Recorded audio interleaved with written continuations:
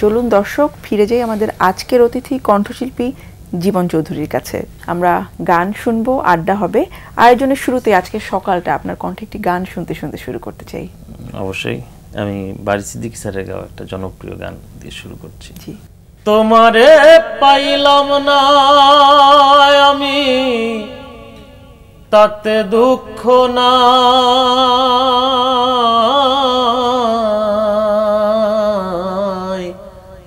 আমি যে তোমার হইয়াছি এই ভেবে সুখ পাই রে, আমি যে তোমার হইয়াছি এই ভেবে সুখ পাই।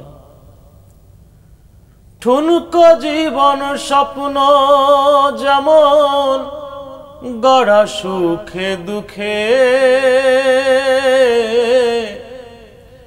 কি পাইলাম না তাই ভেবে বুক ভরব না আর শোকে। ঠুনকো জীবন স্বপ্ন যেমন গড়া সুখে দুঃখে,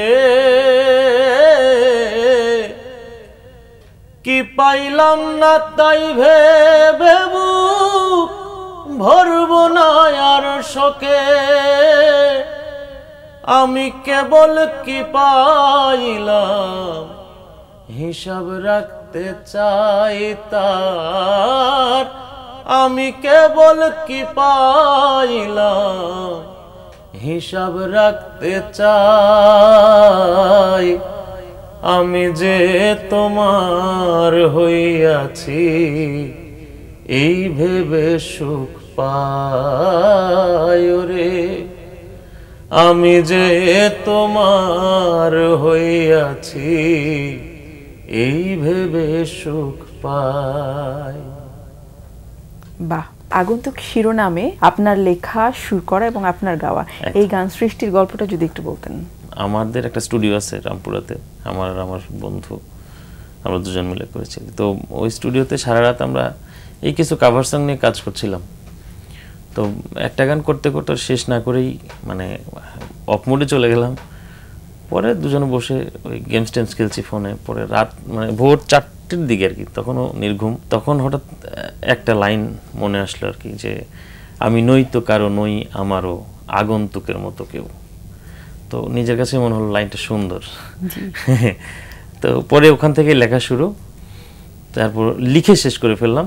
বাট সুরটা মানে একদম স্থায়ী সুরটা হলো, পরের সুরটা আসেনি। পরের সুরটা আসতে আরো 6 মাস টাইম লাগছে আর কি। ওটা ছিল ফোনের মধ্যেই ছিল। আমি 4 লাইন গাইতাম, গাইতে গাইতে তা আমি বাইক ড্রাইভ করি, এই আমার অফিসে মানে কলেজে যাওয়া আসা করি।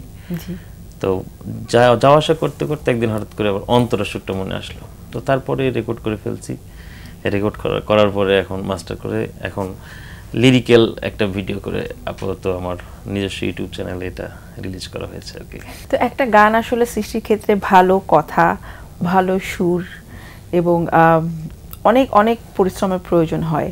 তো আপনি যখন কোনো একটা গান সৃষ্টি করছেন, আপনার আসলে প্রথমেই কোন বিষয়টার প্রতি, কথার প্রতি আসলে বেশি গুরুত্ব দেন, নাকি কোন বিষয়টা আপনাকে অনেক বেশি টানে? কোনো একদম স্বতন্ত্র কোনো সুর আসলে শুরুতে আসে না। মানে যে কোনো একটা গান শুনলাম, খুব ভালো লাগলো, এবার ওই গানের সুরটা কি হয় আমার মধ্যে বাঁচতে থাকে। তো মনে হয় যে ইস, এরকম একটা সুর কেন আমি তৈরি করতে পারিনি। তো তারপর দেখা যাচ্ছে কি ওই সুর ওই গানের মধ্যে থেকে মানে মূল ফ্রেজটা নিয়ে, যে রাগটাকে একটু নিয়ে, যে আচ্ছা এটার কাছাকাছি কি অন্য কিছু আর কিছু আসে কিনা, হ্যাঁ, এইভাবে আমারটা শুরু হয় আর কি। আর এছাড়া একদমই স্বতন্ত্র কিছু তৈরি করতে গেলে আসলে আমার প্রথমে কথা আসে আবার। আচ্ছা, হ্যাঁ, আমি একটু কবিতা লেখার অভ্যাস আছে, অল্প বিস্তর ছোট ছোট কবিতা লিখি মাঝে মধ্যে। তো দেখা যাচ্ছে একটা কবিতা লিখে ফেললে তখন মনে হয় যে আচ্ছা এটা একটু গান হতে পারে, দেন তখন সেটাতে তোমার সুর সংযোজন করার চেষ্টা করি আর কি।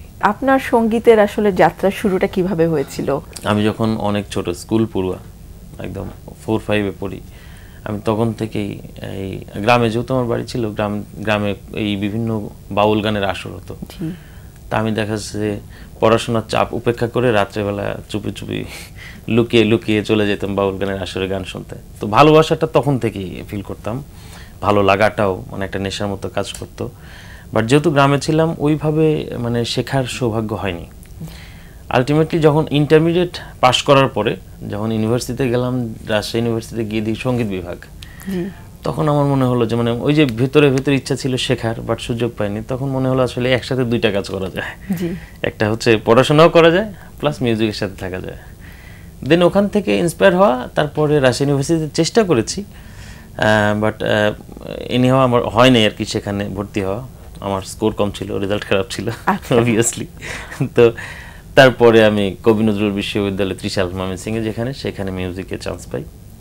এবং তার আগে আমি একজন গুরু পাই, সেটা হচ্ছে সবচেয়ে বড়। মানে মিউজিকের জার্নিটা আমার শুরু হয় মূলত রাজশাহী থেকেই। মানে রাজশাহী ইউনিভার্সিটিতে আমি যখন অ্যাডমিশন টেস্ট দিই মিউজিকে, তা আমি চান্স পেলাম না, বাট আমার গান শুনে সবাই একটু মুগ্ধ হলেন আর কি।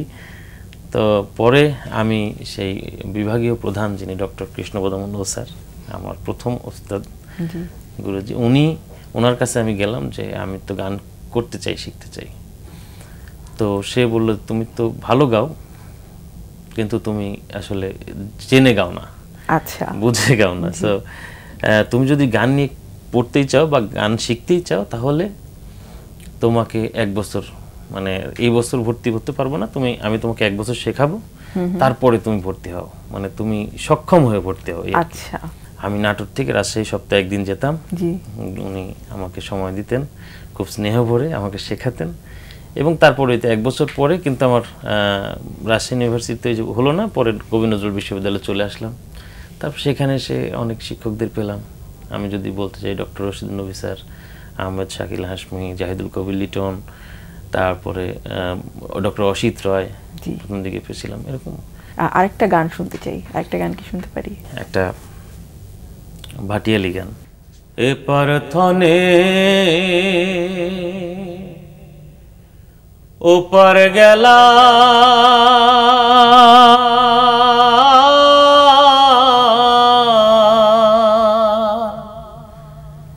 আইজ ফিরলায় না,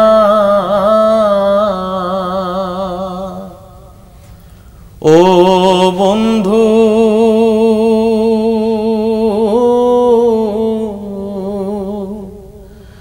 কই রইলা, ও বন্ধু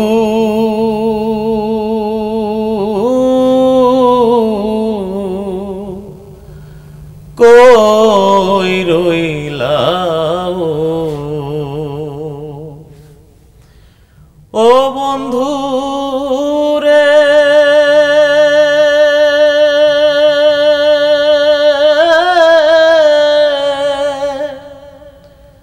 তুমি হইলা বট বৃক্ষ,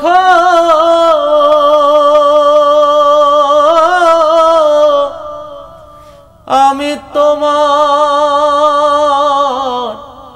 লতারে বন্ধু, আমি তোমার লতা, ও বন্ধু রে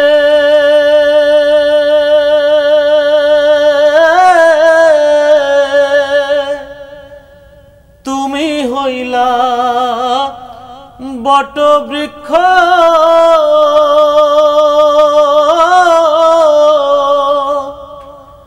আমি তোমার লতারে বন্ধু, আমি তোমার লতা, জড়াইয়া ধরিয়া তোমারে, জড়াইয়া ধরিয়া তোমারে কইতাম মনে কথা রে, ও বন্ধু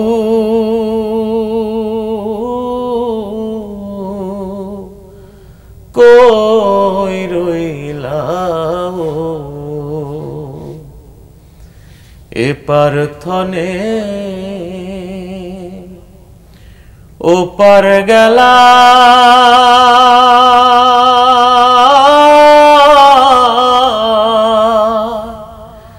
আইজো ফিরলাই না ও বন্ধু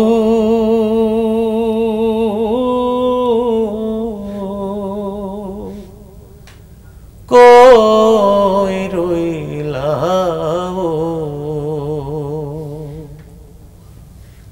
চমৎকার। যখন আপনি গান গাইছেন, স্টেজ শো তো করা হয় আপনার এলাকায় বা বাইরেও, একদম কাছ থেকে মানুষের আপনি আসলে রিয়াকশনটা দেখতে পান, তারা যে উপভোগ করছে বা তাদের অনুরোধের গানগুলো গাইছেন, কেমন অনুভব করেন? এত কিছুর পরেও মিউজিকে এখন পর্যন্ত থাকার মেইন রিজন হচ্ছে এটা যে স্টেজে যখন যাচ্ছি তখন এই যে স্টেজ থেকে সরাসরি দর্শকের সাথে যে ইন্টারাকশনটা, এটাই আমাকে মূলত মিউজিকে এখন পর্যন্ত রাখছে। নাইলে তো আলটিমেটলি মিউজিক করি আর যাই করি, দিন শেষে তো সার্ভাইভ করাটা একটা ফ্যাক্ট। তো ফিনান্সিয়াল একটা ব্যাপার মানে দেখতেই হবে, স্বাভাবিক, কারণ মানুষ বাঁচতে হলে টাকার দরকার আছে। তো আমি প্রথম দিকে এসে মানে মাঝখানে যেটা বলা হয়নি সেটা হচ্ছে আমি মাস্টার্স করেছি ইন্ডিয়ায়, শান্তিনিকেতনে। তো ইন্ডিয়া থেকে আসার পরে মূলত প্রথম একদম মেইন ফোকাস ছিল আমার যে আমি মিউজিক করব। সো মিউজিক করার জন্য যা করতে হয় তো সেইভাবে পরিশ্রম করলাম বা সময় ওইভাবে দিলাম, 2 বছর চেষ্টা করলাম। দেন আমার কাছে মনে হলো যে বাংলাদেশ ঠিক এখন পর্যন্ত ওই আমরা যেটাকে বলি মিউজিক্যাল ইন্ডাস্ট্রি বা ফিল্ম ইন্ডাস্ট্রি, ফিল্মের ইন্ডাস্ট্রি এখন আসলে মোটামুটি ভালো আমার কাছে মনে হচ্ছে, বাট মিউজিক ইন্ডাস্ট্রি বলতে এখন বাংলাদেশে আর কিছু নাই। আচ্ছা, ইন্ডাস্ট্রি যেটা হয় আগে যেটা ছিল, আমরা আমাদের সিনিয়র মিউজিশিয়ানদের কাছ থেকে, সিঙ্গারদের কাছ থেকে যে গল্পগুলো শুনি সেগুলো শুনতে ভালো লাগে, বাট ওইটা কিন্তু এখন আর নাই। এখন হয়ে গেছে মিউজিকটা একটু মানে শো নির্ভর, মানে ইন্ডাস্ট্রি মানে শো, হ্যাঁ, কিন্তু মানে ওই আর ইন্ডাস্ট্রিতে ক্যাটাগরাইজড আছে যে আপনার A grade, B grade, C grade, senior artist, junior artist বা এই সবারই কিন্তু একটা সংস্থান, কর্মসংস্থান হতো, সবাই কাজ করতো। মানে তবে এক সময় আব্দুল হাদি সাহেব কাজ করছেন, তার জুনিয়রদের সকল সিঙ্গাররা ছিলেন, তারা কোরাসে হোক, তারা বিভিন্ন ওয়েতে কিন্তু মিউজিকের সাথে কাজ করতে গেলে শুধু যে গান গাইতো তা না, একদম স্টুডিওর অ্যাসিস্ট্যান্সি করছে হয়তো 10 বছর, তারপরে গান প্রথম মাইক্রোফোন হাতে নিয়েছে। তো এই যে একটা মানে সেটা বাংলাদেশে নাই। প্লাস আমি এসেও ওই রকমভাবে দেখলাম যে না, এখানে খুব বেশি যে অপরচুনিটি আছে তা না। সো এখানে স্ট্রাগল করতে হবে অনেক বেশি, বাট আমার হাতে অত সময়ও ছিল না যে আমি 10 বছর এটার পিছনে আবার মানে মাস্টার্স কমপ্লিট করার পরে আবার এটা করব, সম্ভব ছিল না। যার কারণে আমি জব সিকার হয়ে গেলাম, জবের দিকে গেলাম, সুইচ করলাম, পরে টিচিং প্রফেশনে আসলাম। যদিও অন্য প্রফেশনে গিয়েছি কিন্তু মাঝখানে চলে আসছি আবার টিচিং প্রফেশনে। তো তারপরেও টিচিং প্রফেশনে আসলাম হচ্ছে যে মিউজিক টিচার হিসেবে থাকলাম, প্লাস যে এরপরেও কী হবে আমার সময় থাকবে, অন্তত অ্যাটলিস্ট আমি স্টেজ শো করতে পারবো। এই যে আপনাদের এখানে আসলাম, সো এই স্টেজ শোর মাধ্যমে দর্শকের সাথে যে ইন্টারাকশনের সুযোগ, কলেজেও প্রচুর প্রোগ্রাম হয়, আমি প্রচুর গান গাই ওখানে। তো আমাদের মোটামুটি আমি বিএফ শাহিন কলেজ ঢাকা, এটা ঢাকা শাহিনে, যেটা এটা এখানে জব করি। তো আমাদের টিচারই আছে মোটামুটি 500-র উপরে। দ্যাটস ওয়াই একটা প্রোগ্রাম হলে দর্শকের কোনো অভাব হয় না, এবং সবাই আমাকে সেরকমভাবে অ্যাপ্রিসিয়েট করে, ভালোবাসে, তারাও আমাকে, আমার গানকে এনজয় করে, আমিও তাদের আনন্দগুলোকে এনজয় করি। সো এই কারণেই মূলত তার মানে স্থিত হয়ে থাকা যে ঠিক আছে আমি টিচিং আছি প্লাস গান করার সুযোগ পাচ্ছি, সেটুকু করি। আমরা একেবারে আড্ডা শেষ প্রান্তে চলে এসেছি, আমরা বিদায় নেব আপনার কণ্ঠে একটি গান শুনতে শুনতে। তবে তার আগে আমি দর্শকদের কাছ থেকে বিদায় নিয়ে আসি। প্রিয় দর্শক, এতক্ষণ কথা হচ্ছিল অতিথির সঙ্গে, এবারের সময় হলো বিদায় নেবার। আমাদের অনুষ্ঠান সম্পর্কে আপনার যে কোনো মতামত ও পরামর্শ জানাতে পারেন এই ঠিকানায়। প্রযোজক দিন প্রতিদিন, বাংলা ভিশন নুট টাওয়ার, 110 বীর উত্তম, সিয়াদ দত্ত রোড, ঢাকা 1205, ফোন 963203 থেকে 4 পর্যন্ত। আমাদের ইমেল অ্যাড্রেস dinprotidin@banglavision.tv। মার্কিন অভিনয়শিল্পী ওরসন ওয়েলসের একটি উক্তি বলে বিদায় নেব আজ। তিনি বলেছেন, একমাত্র প্রতিভাবানেরাই আমার প্রতিভা নেই বলে সমালোচনা করে। আমি প্রতিভাবান হলে নিশ্চয়ই সমালোচক হতাম। প্রিয় দর্শক, সবাই ভালো থাকুন, সুস্থ ও সুন্দর থাকুন। আজ সারাটা দিন সবার জন্য শুভ ও কল্যাণময় হোক। গান আরও একটা ভাটিয়ালি গান দিয়েই শেষ করি। গগনেতে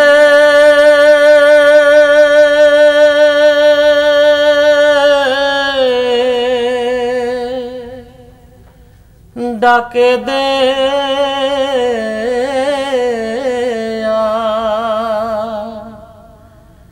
আসমান হইল আন্ধিরে বন্ধু আমি তোমার নাম লইয়া কান্দি সোনা বন্ধু রে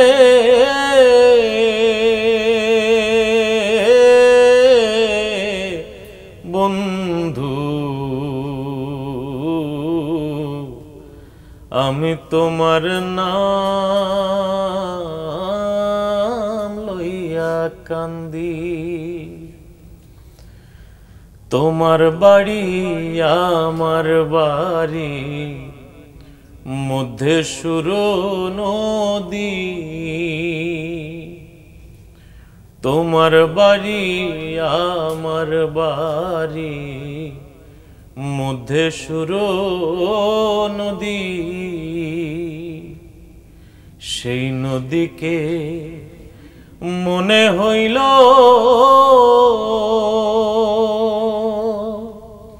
অকুল জল ধীরে বন্ধু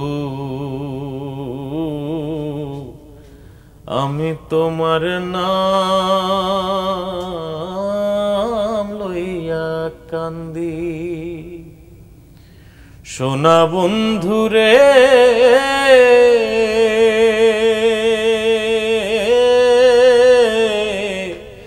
বন্ধু আমি তোমার নাম